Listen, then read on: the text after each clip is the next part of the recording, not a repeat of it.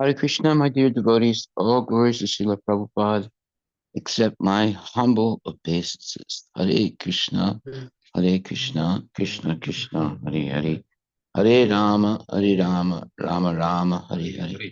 Srimad Bhagavatam, Grantaraja ki jai. Srila Prabhupada, Patita Pavane ki jai. Hare Krishna, Maha Mantra ki jai. Gaura Premanande Hari Bol, Hari Bol, Hari Bol. So today we are on Canto 3, Chapter 16, verse or text 23. And it says, O Lord, you are the protector of the highest of the twice born. If you do not protect them by offering worship in mild words, then certainly the auspicious path of worship will be rejected by people in general, who act on the strength and authority of your lordship. Purport by His Divine Grace, A.C. Bhaktivedanta Swami Srila Prabhupada. In Bhagavad Gita, it is stated by the Lord Himself that the acts and character of great authorities are followed by people in general. Leaders of ideal character are therefore needed in society. Krishna, the Supreme Personality of Godhead, appeared in this material world just to show the example of perfect authority, and people have to follow his path. The Vedic injunction is that one cannot understand the absolute truth simply by mental speculation or logical argument. One has to follow the authorities. Mahajana Yenikata Sapanta. Great authorities should be followed. Otherwise, if we simply depend on scriptures, we are sometimes misled by rascals, or else we cannot understand or follow the different spiritual injunctions. The best path is to follow the authorities. The four Brahmana sages stated that Krishna is naturally the protector of the cows and Brahmanas. Go Brahmana Hitayacha. When Krishna was on this planet, he set a practical example. He was a cowherd boy, and he was very respectful to the Brahmanas and devotees. It is also affirmed herein that the Brahmanas are the best of the twice born. Brahmanas, Kshatriyas, and Vaishyas are all twice born, but the Brahmanas are the best. When there is a fight between two persons, each of them protects the upper part of his body, the head, the arms, and the belly. Similarly, for the actual advancement of human civilization, the best part of the social body, namely the Brahmanas, the Kshatriyas, and Vaishyas, the intelligent class of men, the military class, and the mercantile class, and the mercantile men, should be given special protection. Protection of the laborers should not be neglected, but special protection should be given to the upper orders of all classes of men. The Brahmanas and the Vaishnavas should be given special protection.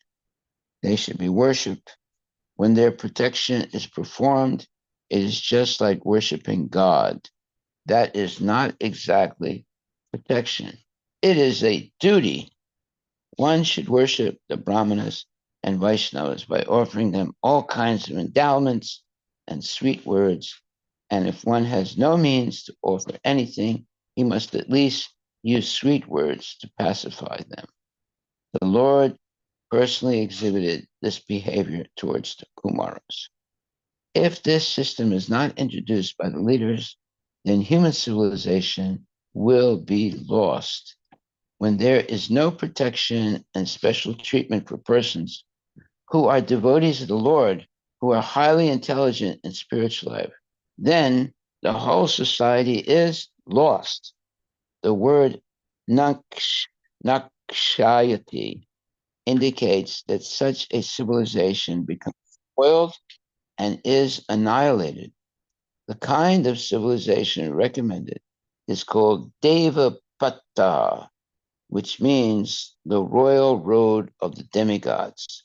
Demigods are supposed to be fully fixed in devotional service or Krishna consciousness. That is the auspicious path that should be protected. If the authorities or the leaders of society do not give special respect to the Brahmanas and Vaishnavas and do not offer them uh, not only sweet words, but all facilities, then the path of progress will be lost to human civilization. The Lord personally wanted to teach this, and therefore he offered so much praise to the Kumaras. Hare Krishna, Hare Krishna, Krishna Krishna, Hare Hare, Hare Rama, Rama Rama, Hare Hare. So this is Canto 3, Chapter 16, verse 23. And again, O Lord, you are the protector of the highest of the twice born. If you do not protect them by offering worship and mild words, then certainly the auspicious path of worship will be rejected by people in general who act on the strength of the authority of your lordship. Okay, so the theme of this verse is follow the leader. And if the leader is good, you'll be good also. If the leader is bad, unfortunately, you'll be misled. So one time there was a leader, a guru, and he told his disciples to build a big cruise boat out of cement. So they did that, and then they all got into that big vessel. And as soon as it went into the water, it sunk and everybody died.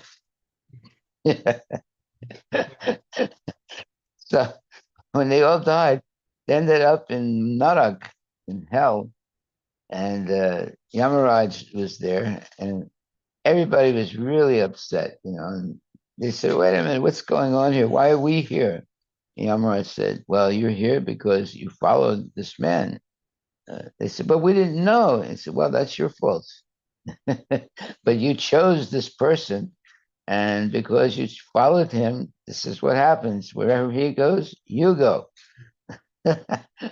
So they were, therefore, it's very important, who you choose to follow. You follow the wrong person, you'll end up wherever that person is going. And therefore, we should all follow Prabhupada and the Acharyas. They will lead us back to Godhead. But if you follow some nonsense, what you would call imitator, you'll end up in Narak or hell, and you don't want to go there. Yes.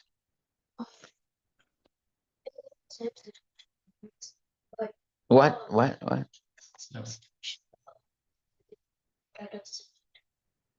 Yes. Yeah.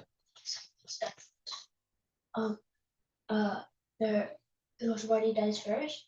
Does that mean if the guru comes to Krishna consciousness, will that affect it? Well, he was not a bona fide guru. Let's put it like that. Yes. Will the disciples or not only follow the same order? Because Well, you have to. they still have that. They all died at the same time. It's not they were first. They were just following the bogus guru, and he made them build a boat out of cement, and they launched the boat, and it sunk right away, and they all died. So they all died at the same time. Just disciple wasn't happy? If the guru came to Krishna consciousness. But he died. Wait. Oh, the guru went on the boat too? Of course. Okay. Yeah. It's called follow the leader. Yeah. So if you have a good guru, then it's not going to tell you to build a boat out of cement and tell you to get on the boat and go for a merry ride. There's no merry ride. It's gonna sink, obviously. Okay. So this whole verse today, Canto 3, chapter 16, verse 23, is about who you should follow in life. That's why it says, "O Lord, you are the protector of the highest of the twice born," meaning the highest brahmanas. If you do not protect them by offering worship and mild words, then certainly the auspicious path of worship will be neglected by people in general who act on the strength and authority of your lordship. But that means that Krishna is, let's say, the person who gives the right example. And if we simply follow his example, we'll never have any problems. And whoever is a guru is only a person who follows Krishna's instructions and his example. You can't equal Krishna, but you can follow his instructions and follow what he does. And so, for example, we can't. No human being can pick up Govardhan Parvat or Govardhan mountain. Krishna can. So we should not try and imitate that. We can't even pick up a table. How are we going to pick up a whole mountain?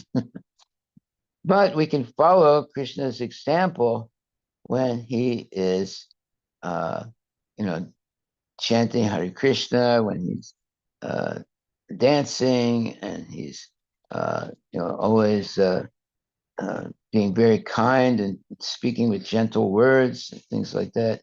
So we can follow his example, but we can't equal him or surpass him. We're always going to be subordinate. And if you try to be greater than him, then immediately you fall down. See? Or if you want to be a so-called incarnation of God, you're going to fall down.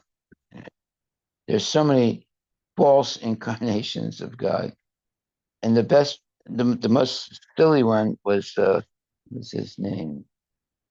Uh, what is that? Andraka. Yeah, he in order to convince people that he was Narayana, he pasted two arms on his body. So now he had four arms, right? And he sent a letter to Krishna, and who's Narayana, and he said, "Why are you imitating me? If you don't immediately surrender to me, I will come and kill you." So when Krishna looked at that note from Vandraka, he just laughed, and he went to see him, and then he killed him right away, with a Sudarshan chakra. So there's so many imitators in this world. And what do? They come and they trick some ignorant people to become their disciple, and everybody all follows the guru to to hell. So we have to first hear what it means to be a bona fide disciple, and then we have to hear what it means to be a bona fide guru. And when we understand both of those points, then we're ready to accept a guru. So you have to learn those two things first before you accept a guru. What is a bona fide disciple? and what is a bona fide guru. That's why we read Bhagavad Gita, and we get help with devotees who question. If we don't understand properly what is a bona fide, or who is a bona fide guru, and what it means to be a bona fide disciple, we'll make so many mistakes, and it'll be a horrible, let's say, disaster. So here it says, Kumaras is saying that Krishna, you are the protector of the highest of the twice born. In other words, you're the protector of the brahmanas. If you now, why does it say twice born? Because yes, go ahead. What's one is when you come into the temple. Yes, very good, very good. Thank you for saying that. Okay, so, oh Lord, you are the protector of the highest of the twice born. If you do not protect them by offering worship in mild words, then certainly the auspicious path of worship will be rejected by people in general who act on the strength and authority of your lordship. All right, now this is a very important point. There's one thing that's said here that might confuse you, but it says, the four Kumaras say, if you do not protect them by offering worship. In other words, the genuine devotees or servants of Krishna should receive worship and mild words. We should never speak harshly to genuine devotees, and we should offer worship. Then certainly the auspicious path of worship will be rejected by people in general who act on the strength and authority of your lordship. In other words, follow the leader, and if the leader is good and following himself or herself all the principles of Krishna consciousness, then you will also be good. So the purport, let's read that again. In Bhagavad Gita, it is stated by the Lord himself that the acts and character of great authorities are followed by people in general. Leaders of ideal character are therefore needed in society. Krishna, the Supreme Personality of Godhead, appeared in this material world just to show the example of perfect authority, and people have to follow his path. The Vedic injunction is that one cannot understand the absolute truth simply by mental speculation or logical argument. One has to follow the authorities. Mahajano yenagata sapanta. That means that the Mahajanas, the great devotees, uh, you have to follow their path. Now, what is their path? Their path is practicing Krishna consciousness always. Great authorities should be followed. Otherwise, if we simply depend on the scriptures, we are sometimes misled by rascals, or else we cannot understand or follow the different spiritual injunctions. Now, that's a very correct statement. If we say, well, I have the Bhagavad Gita and I don't need anybody, I don't need some guru or anything like that. I can read it myself and I'll become my own guru. That's not the process. Yeah, one boy called me once and he said, I wanna be a devotee. I said, okay. He said, what do I have to do? I said, well, you have to come to the temple regularly, hear the lectures, and do some devotional service, and follow instructions. He said, oh, what instructions? I said, well, the instructions that are in the Bhagavad Gita. and eventually you should accept the guru. He said, I don't want to accept the guru. I don't want anybody to tell me what to do. I said, well, that's not the way things go. He said, well, then he hung up, you know. There's a lot of crazy people in the world, you know. They just manufacture, you know, illusory ideas. He wants to make spiritual advancement, but he wants to be his own guru. So that's a definition of the kangaroo. Okay. So in the Bhagavad Gita, it is stated by Lord himself that the acts and character of great authorities are followed by people in general. Leaders of ideal character are therefore needed in society. Very strong statement here. And Prabhupada was the super leader of ideal character. And he was trying to train devotees of ideal character. Leaders of ideal character are therefore needed in society. Krishna, the Supreme Personality of Godhead, appeared in this material world just to show the example of perfect authority, and people have to follow his path. Okay, now if there's no perfect authority, it's hard for people to follow the path. But if there's perfect authority, then it's easy for people to follow the path. The Vedic injunction is that one cannot understand the absolute truth simply by mental speculation or logical argument.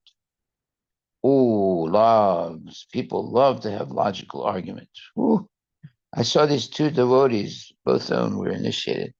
They were logical arguing for hours. So once it starts, it's hard for them to stop, you know, because, you know, there's got to be a winner, you know. And you know, sometimes people, I mean, devotees get carried away with this logical arguments and making different points and discussing and but basically arguing, not actually trying to understand. Okay, so leaders of ideal character are therefore needed in society. Krishna, the Supreme Personality of Godhead, appeared in this material world just to show the example of perfect authority, and people have to follow his path. Now, there's so many authorities in the world today. You know, you have like Mr. Trump, and you have Mr. Putin, and you have so many other authorities, but they don't follow Krishna's example. So therefore, they're not really authorities. Uh, they drink champagne, they drink liquor, and they engage in they have banquets where they eat meat and things like that. So they're not really genuine authorities. Uh, they need to be educated themselves, but they claim to be authorities and they claim to be able to lead people in the right direction, but actually just misleading people. And that's why there's always problems in the society, always problems. Leaders of ideal character are therefore needed in society. Krishna, the Supreme Personality of Godhead, appeared in this material world just to show the example of perfect authority, and people have to follow his path. Yeah, you can't follow the path of a person who does not exhibit perfect authority and perfect behavior. The Vedic injunction is that one cannot understand the absolute truth simply by mental speculation or logical argument. Now, this is what they teach in colleges today.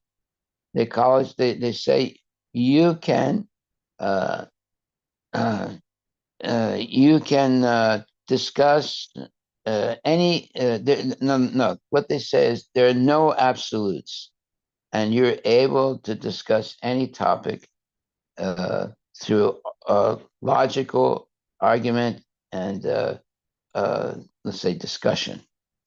So this whole thing about you know there's no absolutes. right there, that's a mistake. Of course, there are absolutes. Uh, Krishna is the supreme absolute personality of Godhead. But what they're teaching kids today, especially in college, is there's no absolute, but you can discuss any way you want. So when my daughter was was in college, she organized a group of devotee kids that was the same age as she was, and they would sit down and read in Bhagavad Gita, and then one person, and then they would take turns trying to give their interpretation of what they read. So you don't really get very far in devotional service like that. And uh, they, the people that did that, they didn't really become devotees, including my daughter, you know. Uh, but later on, she did become a devotee, but she didn't become a devotee by that round table. You know, now what do you think this verse said? Oh, well, I think maybe it says this or that. And then what do you think this means? Well, I think it means this. You know, so that does not get you very far in devotional service. Uh, you have to have there has to be a leader, an ideal leader who is following the regulative principles and can explain things if there are doubts or questions. But you don't get a round table and everyone gives their own opinion what they think this verse means. That's not going to work. Okay, so Krishna, the Supreme Personality of Godhead, appeared in this material world just to show the example of perfect authority, and people have to follow his path. Okay, now what's his path? Well, he always respects Brahmanas and Vaishnavas, and he uh, offers service to them. Like uh, he was uh, massaging the feet and washing the feet of what was his name? Sudama Vipra Brahmana, and offering all respect to him. Right, that's the example of what is a genuine uh, how a genuine devotee should act. So if Krishna gave the example, the perfect example, so it says uh, the Supreme Personality of Godhead appeared in this material world just to show the example of perfect authority, and people have to follow his path. The Vedic injunction is that one cannot understand the absolute truth simply by mental speculation or logical argument. That's what they teach in school. There's mental speculation and logical argument, you know. And they say this is the way you can understand things. Huh? This is how you challenge the status quo. Yeah, okay. But they're taught to do that. It's part of the way you become a so-called educated person, by doubting everything and then arguing about it, you know, and discussing like that. But one time, one time there was a person that was talking to Prabhupada, and he was trying to have what you would call an intellectual discussion with Prabhupada, using all the methods of which you would call logical argument and speculation. So he said to Prabhupada, well, let's assume that Prabhupada said, stop. He said, wait a minute, you didn't give me a chance to ask your question. He said, no, it's not a real question. He said, no, this is what we do in college, let's assume that stop. He said, we're not going to assume that. Either you know what the Shastric evidence is, or you don't. But you don't say, let's assume that. Assume that uh, uh, if maybe it's something like this, and all those statements are speculations, right? And Prabhupada stopped him right away. And every time he tried to do it again, he stopped him. Right? But this is what students are learning in schools. This logical argument, but logical argument, what logic is there? How do they know what is logical? Uh, and then they use these phrases like, let's assume that, or maybe it's like this, or perhaps it could be like that. All those statements are speculation, and so waste of time hearing it, and a bigger waste of time of discussing it.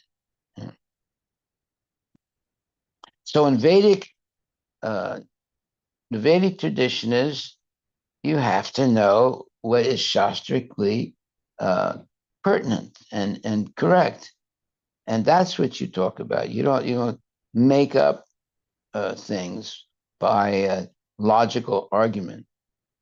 Why don't you look up logical argument? See what it says.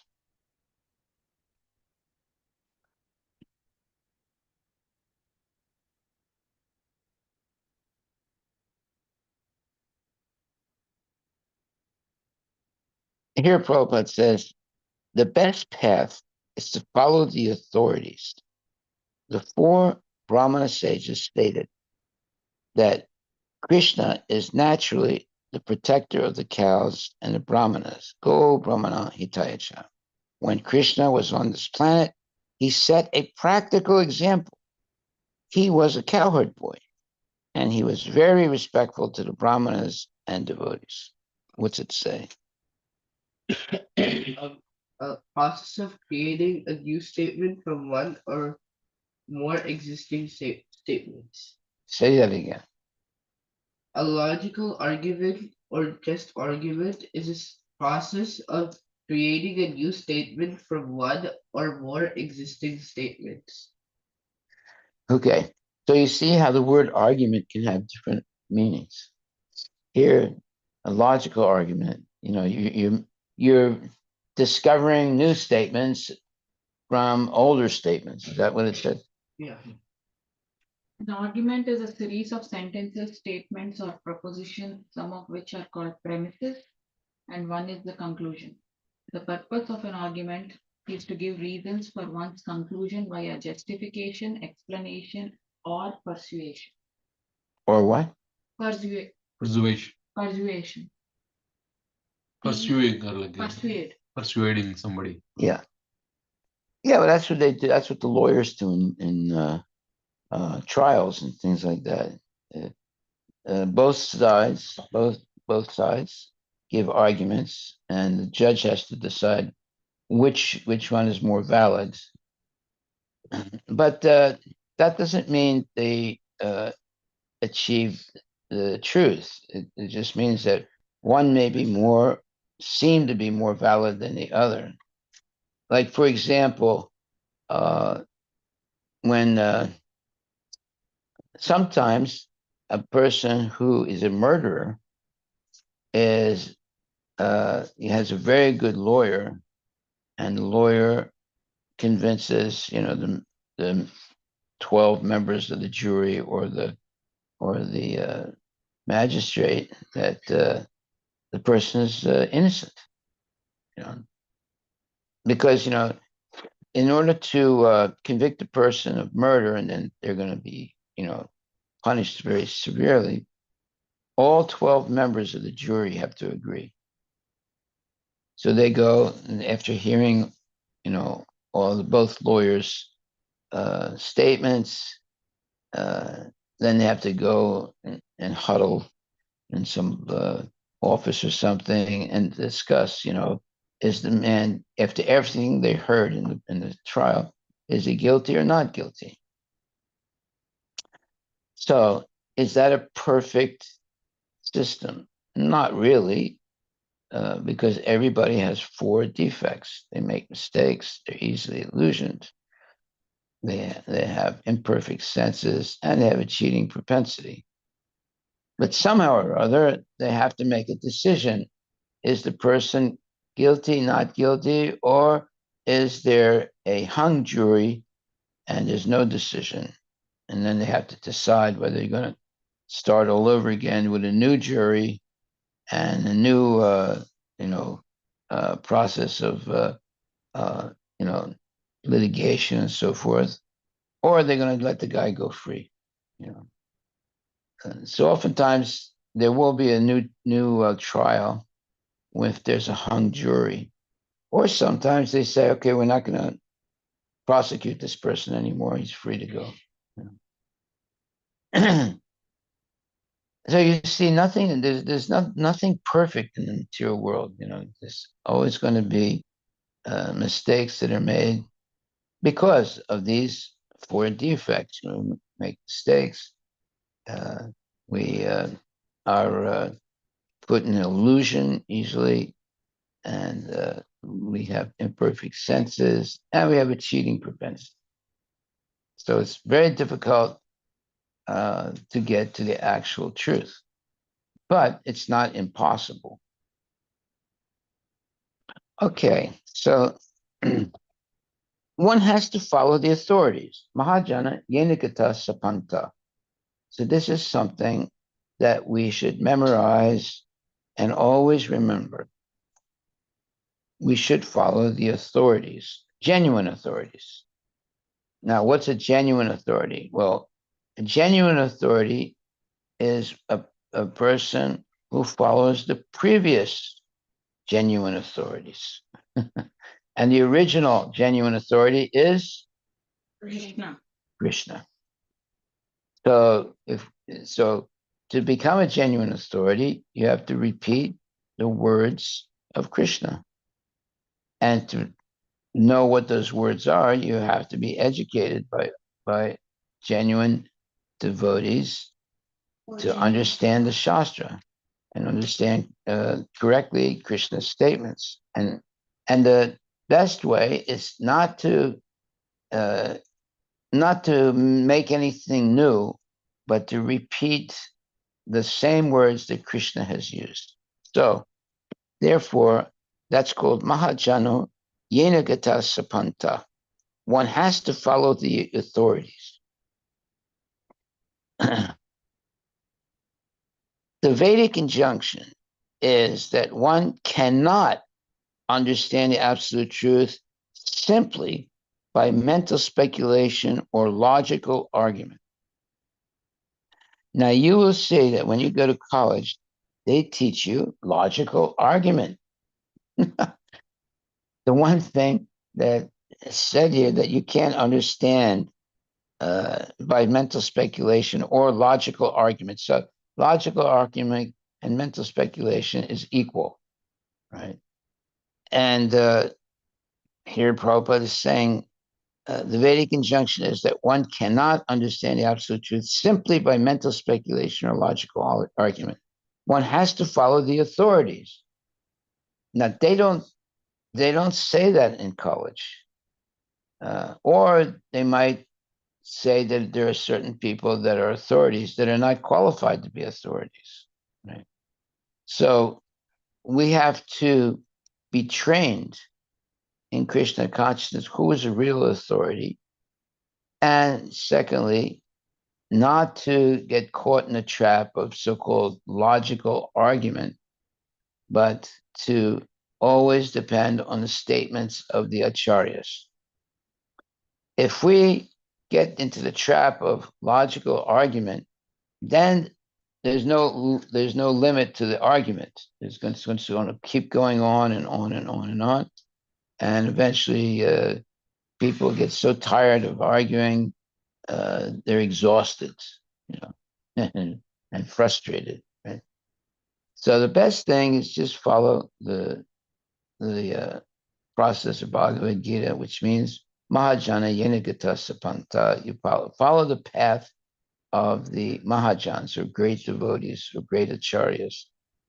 Now, how do you follow the path? You don't have to, you can't imitate them, but you can follow their instructions. Never try and imitate. I know, like, after Prabhupada, uh, you know, quit his body, there were 11 people that were chosen by Prabhupada before he left his body to become, let's say, gurus. Huh? Yes. Of course, the word ritvik has a couple of different meanings. You have to be careful with that word. But they were supposed to lead the movement and act like gurus. You know?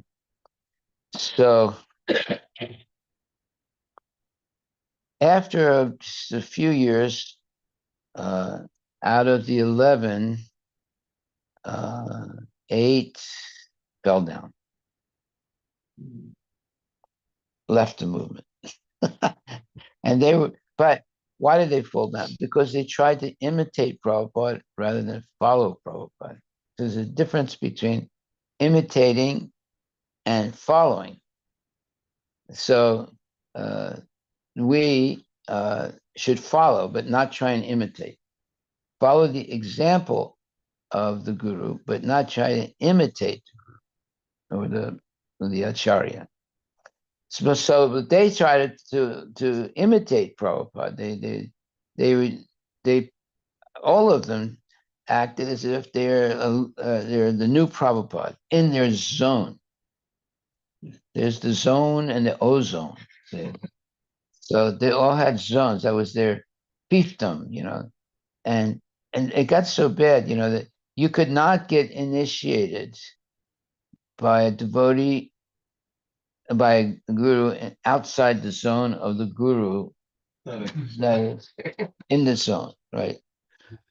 But I mean, it was like unreal, completely unreal, and that's why most of those so-called acharyas fell down, and created havoc in the movement for years. So fortunately, that's not so bad anymore. But those were very difficult times because someone could be initiated, and then the guru fell down. Then they get initiated again, and then that guru fell down. Then you get initiated again, and then that guru fell down. There were some devotees that they actually were reinitiated 4 or sometimes 5 times because the previous guru fell down.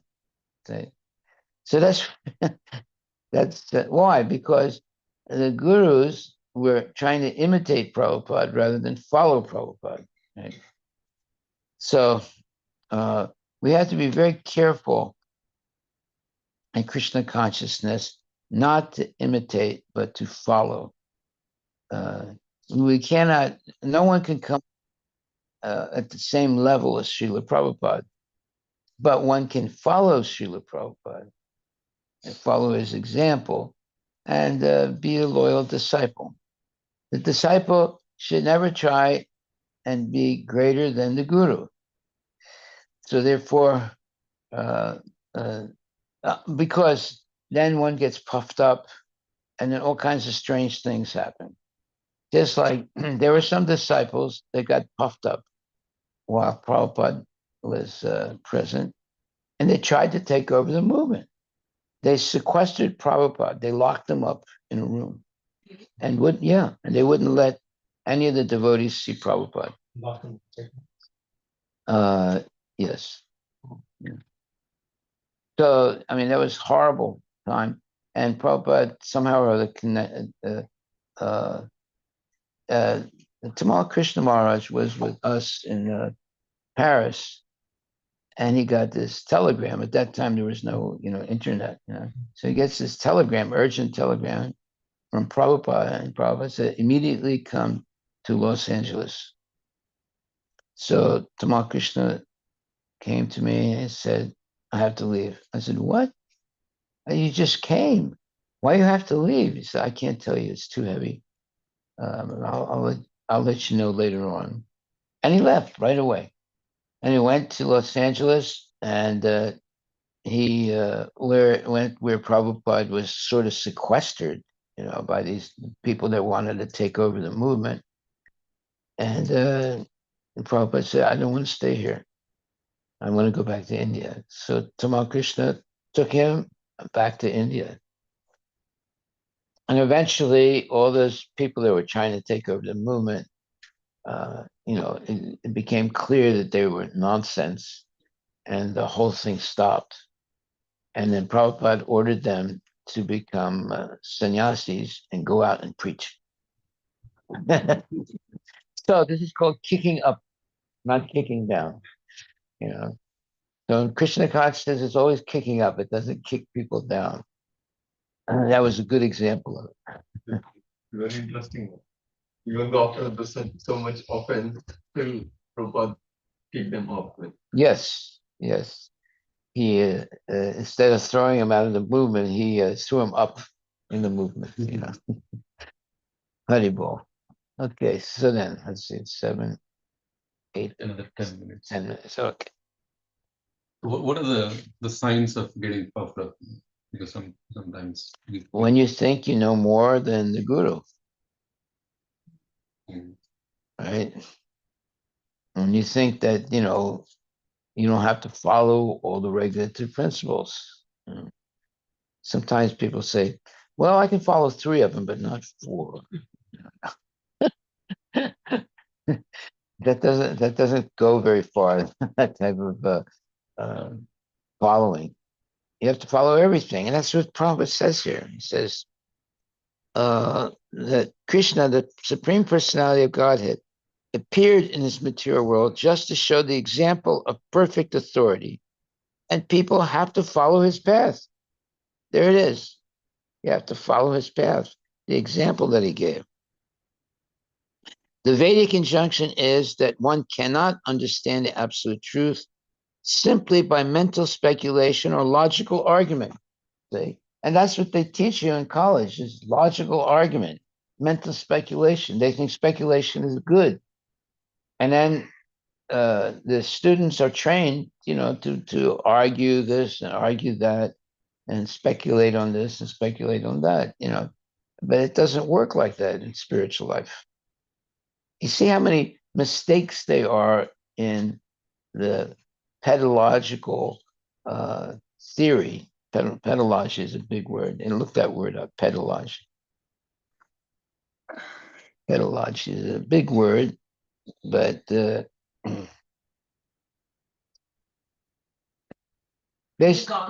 what? Yeah. Okay. What does it say? A discipline within soil science which focuses on understanding and characterizing soil formation. Soil formation. You're talking about pedagogy or Pedagogy. pedagogy? Pedagogy is the method and practice of teaching, especially as an academic subject or theoretical concept. Teaching. Teaching. Yeah, it's a way to teach. Pedagogy. Yes. So it's not, and in Krishna consciousness, the pedagogy is not speculation, although that's what they understand in colleges. You can speculate. In Krishna consciousness, you can't speculate. You have to, uh, mm, you have to win, let's say, an argument by using the previous acharya's statements. You can't, just make things up. The pedagogy, it means that how you can understand things. What does it say again? It's the method and the practice of teaching, a particular way of teaching, especially any academic subject or a theoretical concept. Yes. So our method is repeating the words of the acharyas. Their method is argument and speculation. See, that's why I say, you don't really get an education in college. Although, everyone said, "Oh no, I want to go to MIT, and I want my parents to spend $100,000 a year. I want to get a real education to learn how to argument and speculate." Yeah, that is a big shift for Most of us will. I think I listened to your class once. It's like here it's the ascending way of, you try to connect the dots, but by speculation you come up with hypothesis and stuff. Whereas in Vedic process, you start with the instruction from the Shastra. Yes. That is true. Now you figure out how to prove the truth rather than how to. Or basically, the truth is always true. No, the truth is there. Yeah. It's up to us to figure out, How to say it correctly, and in the right context. Yes. Same meaning but different words. The method of how teachers teach in theory and in practice. That's pedagogy? Yeah. Yes. How they teach in theory and in practice. Yeah. In theory, they speculate, and in practice, they speculate. That's the way to teach. Go ahead. And concerns that culture and different ways to learn. Okay, wait a minute. Read it slowly.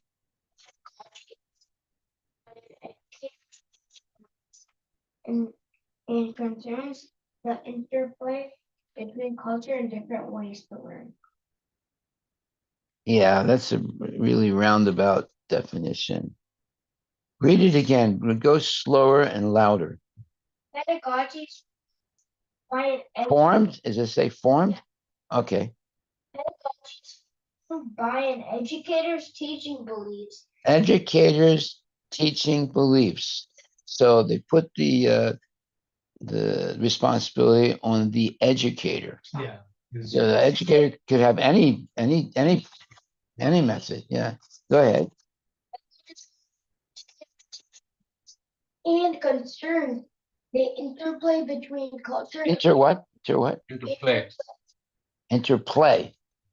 Oh, they're playing. Okay, go ahead. pedagogy is formed by an educator's teaching beliefs and concerns the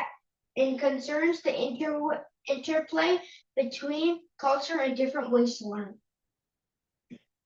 Between culture and different ways to learn. Let me ask you a question. Do you understand what that says? That means? Yeah, it's very vague. Like, there are so many words, but it's not saying anything. Basically, how the teacher, I mean, there is a subject matter, but that how it should be taught is up to the belief of the Teacher. teacher. Well, what if the teacher's a demon? Yeah, it can be. I mean, There are a lot of demoniac teachers. Yeah. so they can use culture and different methods on how they want to teach this subject to the students Right. in theory and in practice. Go ahead. There was a website that did that, and it said, and after that it said, in order to help students build on prior learning. Build on prior learning. That means whatever you learned before, they say they want to build on it, but actually they want to destroy what you learned before and build on their own speculation. Yeah. Basically, it's an approach to teaching. Yeah. Pedagogy. Okay, so it says here, if we simply depend on the scriptures, we are sometimes misled by rascals, or else we cannot understand or follow the different spiritual injunctions. The best path is to follow the authorities. Now, that's the main statement here. Let's read it again. Listen very carefully. If we simply depend on the scriptures, we are sometimes misled by rascals, or else we cannot understand or follow the different spiritual injunctions. The best path is to follow the authorities. Very important statement. Authority means scripture and authority. Yes. Yeah. Guru Sadhu Shah. Guru Sadhu Sadhu Shah. Yeah. Okay, we're almost finished. Any questions? One question, Maharaj. Yeah. So in the devotee community WhatsApp groups, there was a video posted. It was a shaligram broken, and inside is carved out Raina form. Yeah. So when You know how that happens? You know how that happens? People don't do it. There's a worm Yeah. that enters into the Shalagram Shila and then it carves. It's a miracle. Yeah. Go ahead. So when we come across these sharings, how should we because for me I'm not knowledgeable whether actually the shaligram can break. Can what? Can break. Can break. Yeah, they can break.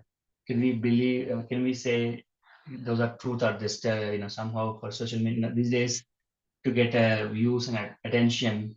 People make these and A lot share. of morphing and lot of made up videos and circulate. Yeah, so There was one what's the man. devotee mode? One man had a Shalagram Shila, and he was using it to crush walnuts Oh no. That's the best use people can. like that. Mhm. Because it's a rock, right? So he thought, yeah, it's a rock, so I could use it to break walnuts and eat them. Yeah, so you have to be very careful with Shalagram Shila.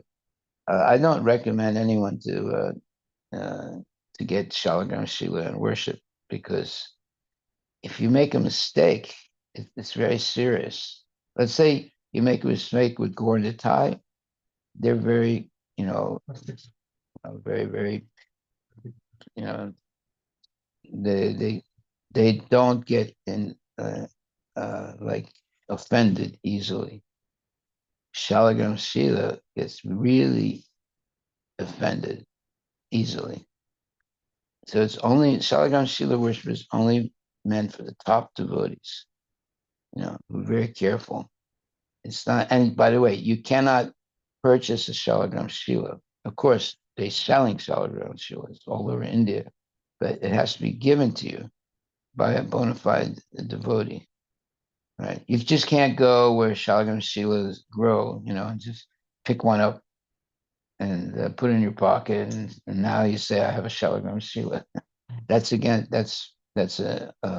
offense.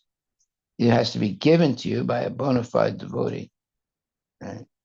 And then you have to be very careful. You have to very seriously worship the Shalagram Shila.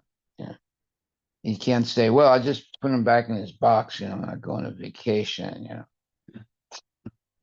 You can't do that. It's not allowed. Yeah, I mean, sometimes people say it's okay, you just put him in there and you pray to him, I'm going to leave now. No, it's very serious that Shalagram. It's a deity. It might not look like the deity, but it is the deity. And any offense to Shalagram Shila is very, very serious. But yet, in India, they sell them. You're not allowed to, buy a Shalagram Shila. A bona fide person has to give it to and usually where they grow, not, it's not something that you should make a business of. You go to India and you buy, 1,000 Shalagram Shilas, and then you start selling them in the United States. That's all completely nonsense. And also in India, they're selling them as a business, and it's not right. It has to be given to you by a bona fide Vaishnava. Where do they grow now? I forget now. What part of India? Gandaki River. Yeah, Gandaki, Nepal. Nepal. Okay, So yeah. in Nepal, there is a Gandaki River. That's the only place where you find Shalagram. Yes. Nowhere else in the world. Yeah.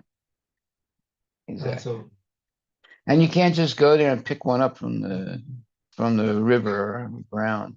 It has to be given to you.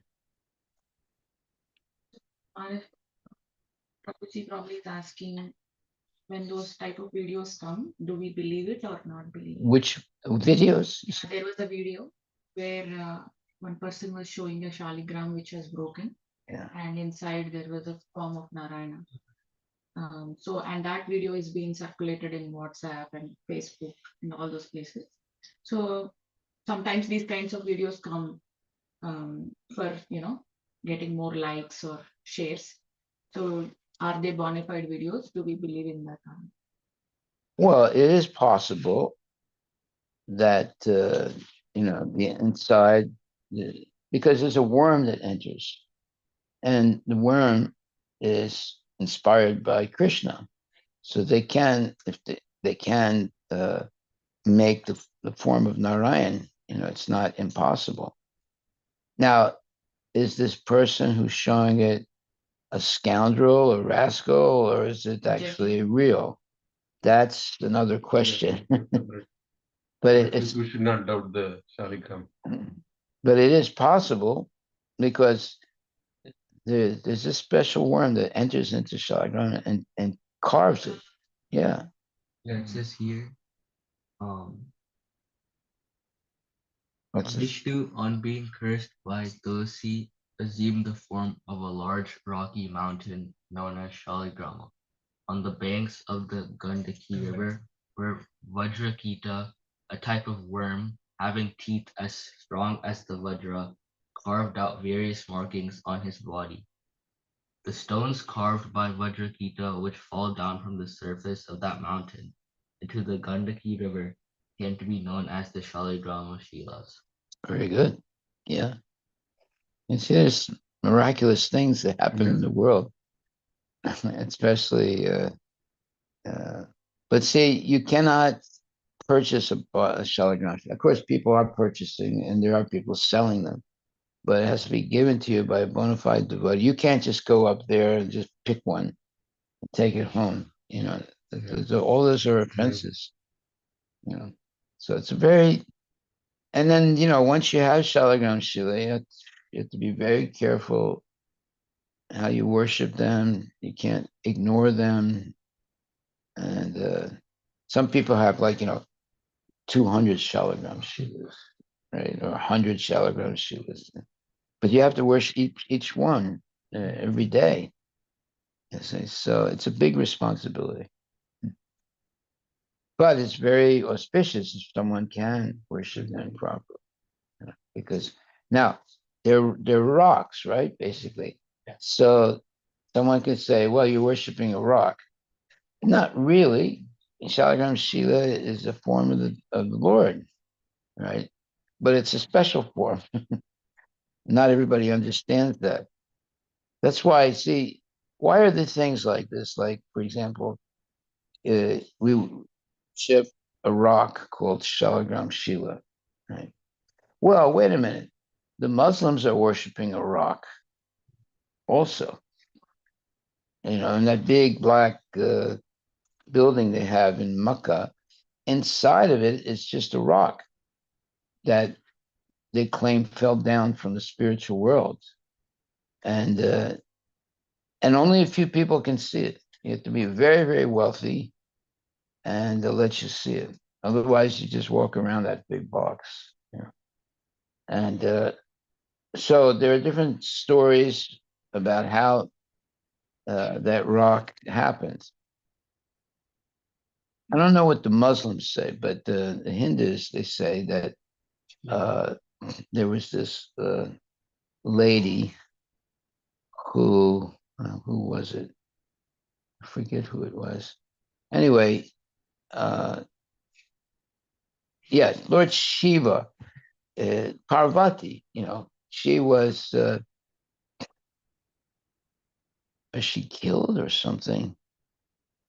And then Lord Shiva picked her up in his arms and started dancing with her. Yeah. Oh yeah. And Sati. Yes. Sati, and then the pralaya, the end of the world was going to happen, but it wasn't the right time. So therefore, this I forget who threw the Sudarshan Chakra. Vishnu, yeah, split her body into many pieces and one of those pieces fell in Makkah, Oh, and it's being worshipped today. Now they don't know that it's a part of her body, but they accept it as a holy thing. Whereas the black stone is believed to have been. So Muhammad reportedly cleansed the Kaaba of idols upon his victorious return to Mecca, returning the shrine. Yeah, that was the Makkah before was a holy place, but it was they had one deity for every day of the year, and so it was full of deities, right? And so you can see, the Vedic tradition was in Makkah originally, right?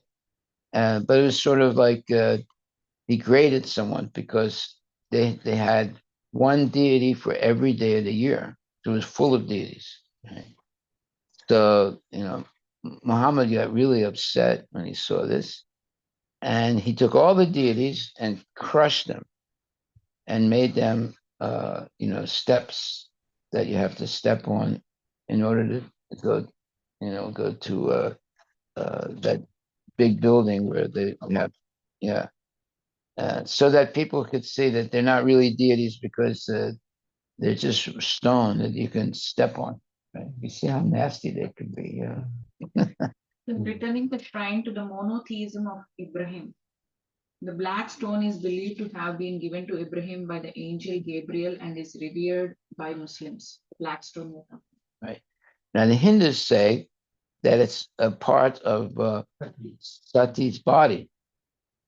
That they can't that Sati's husband or Shiva started dancing with her body, and it was going to be pralaya, the end of the universe, and to stop him from that, Lord Vishnu threw the Sudarshan chakra and beat up, or her body exploded, and different parts, like one part of her body fell down in Calcutta. That's why it's called Kalikata.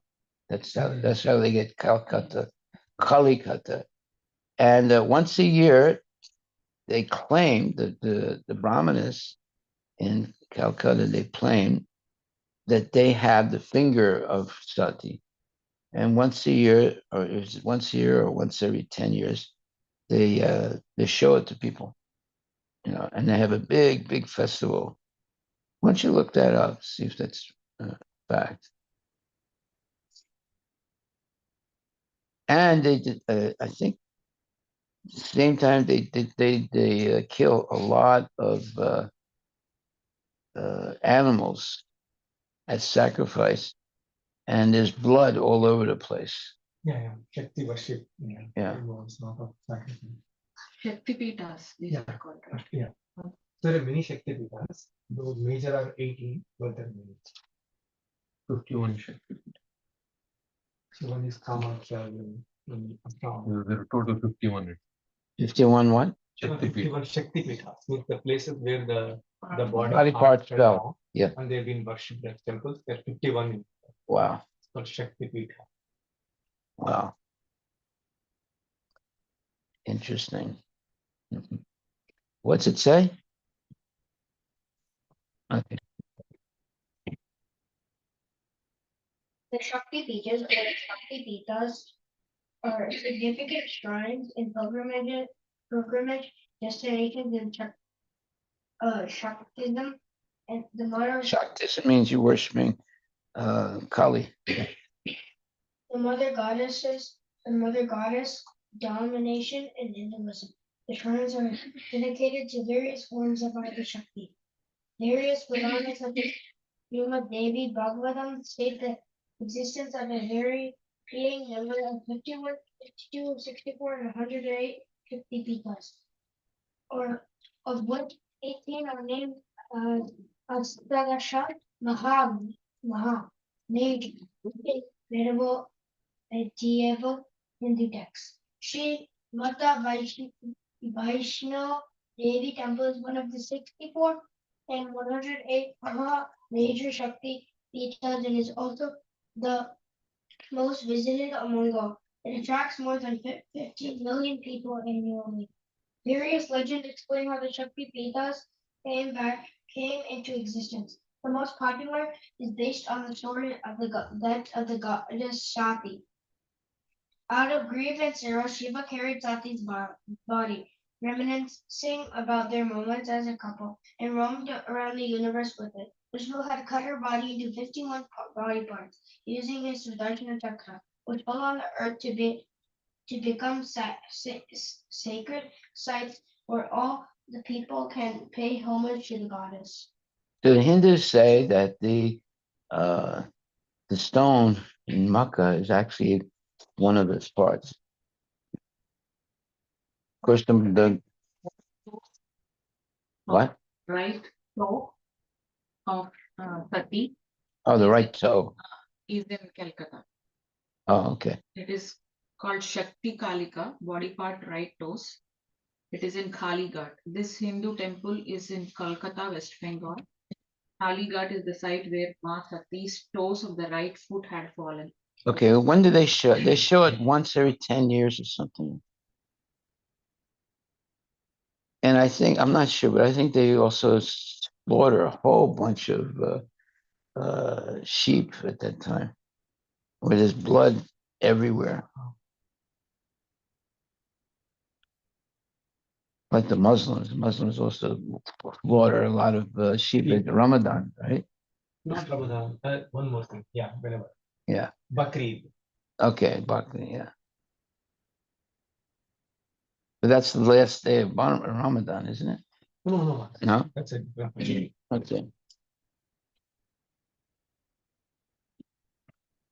Like Daksharam, Daksharamam is Shiva. But there are some places which are both Shiva and Shakti Pithas also, but I don't know. There are many Shakti Pithas. Chipram also. There's no information about that here. There is a map of all the. Shakti Pithas. Here, there's a table of the part of the body that is fallen.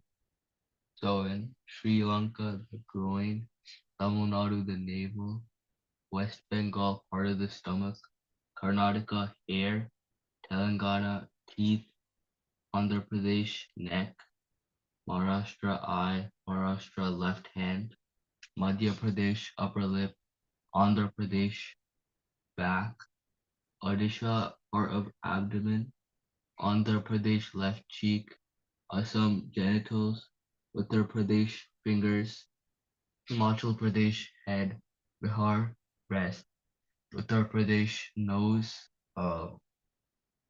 Kashmir, right hand. These are usually worshipped by the Shaktas, and we don't, Vaishnavas don't have anything to do with that. But the Shaktas, or the priests, they, in a sense, they get power by worshiping these parts of the body of Parvati. So they're called Shaktas. Yeah. India is complicated. Oh boy, it's so complicated.